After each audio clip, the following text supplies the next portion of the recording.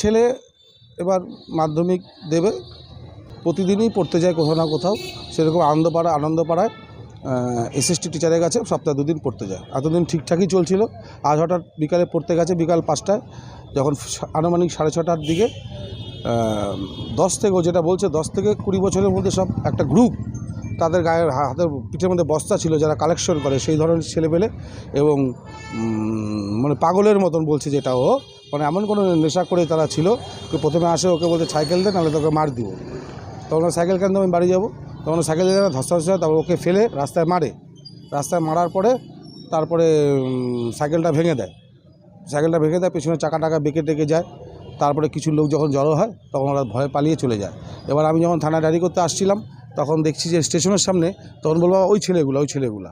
তো আমি আমাদের স্টেশনের সামনেই, স্টেশনের আগে ঠিক 2 নম্বর ঘুমটির পাশেই। তো আমি যখন দেখলাম ওদের, দাঁড়ালাম, দৌড়ায় গেলাম, আগিয়ে গেলাম, ভাই তোরা ওকে মারছিস কেন? তখন ওরা রেল লাইন টপকে চলে গেল ওই পাশে।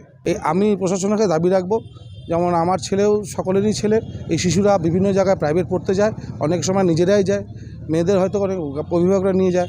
আমি তো, আপনি জানেন, জনপ্রতিনিধি, আমার পক্ষে যাওয়া সম্ভব হয় না। আমার ওয়াইফও অসুস্থ, এই জন্য নিজে যায় সাইকেল করে এবং নিজেও আসে।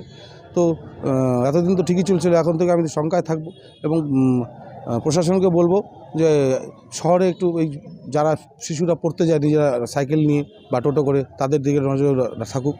নাহলে আগামী দিন এরা যারা করছে, আমার মনে হয় প্রচণ্ড, তারা সকলে নেশায় আসক্ত।